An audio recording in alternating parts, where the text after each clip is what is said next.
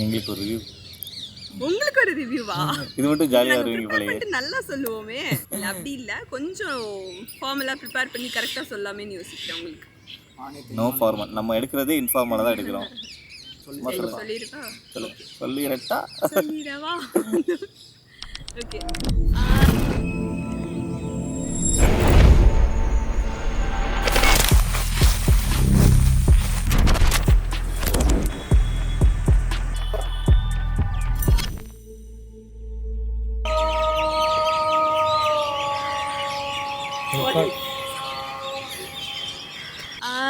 நான் பெருசாக எனக்கு இந்த மாதிரி ஃபோட்டோகிராஃபி அந்த அந்த ஐடியாஸ் எதுவுமே இருந்ததில்லை. அதோட நீடும் பெருசாக இருந்தது கிடையாது. ஃபர்ஸ்ட் திங் எங்கள் அக்காவோட மேரேஜ் தான். அதுவும் ஒரு மாதிரி வித்தியாசமாக நடந்துச்சு. நீங்கள் வரவும் இல்லை. ஃபஸ்ட்டு வேணுமான்னு தான் யோசித்தேன்.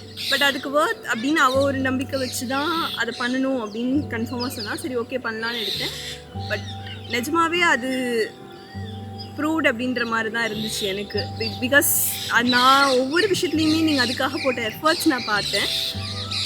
அதுக்கு நீங்கள் அவ்வளோ பண்ணியிருக்க வேண்டிய அவசியம் இல்லை அப்படின்ற மாதிரி. அப்பார்ட் ஃப்ரம் நம்ம பட்ஜெட்டில் பேசினது, பிளானில் பண்ணதெல்லாம் தாண்டி நான் அந்த டைமில் ஃப்ரீயாக தான் இருக்கேன், நான் வரேன், நான் பண்ணித்தரேன் அப்படின்னு சொன்னது எல்லாமே வந்து பர்சனல். அது எதுனால நீங்கள் ஜென்ரலாகவே ஒர்க்கில் அப்படி தானா இல்லை தெரிஞ்சவங்கன்றதுனால அதுவா அப்படின்றதுலாம் எனக்கு தெரியாது. பட் அந்த விஷயம்லாம் நான் ரொம்ப இதுவாக பார்த்தேன். ஸோ எவ்வளோ பேஷனேட்டாக ஒர்க் பண்ணியிருக்கீங்க அப்படின்றத பார்த்தேன்.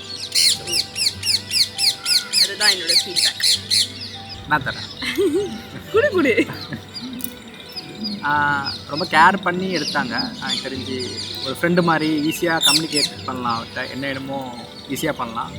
ரொம்ப மிஸ்டேக் பண்ணாலுமே ரொம்ப டென்ஷன் ஆகாமல் கொஞ்சம் கூலாக எங்களுக்கு புரிகிற மாதிரி கொஞ்சம் இது பண்ணார், கோஆர்டினேட் பண்ணார்.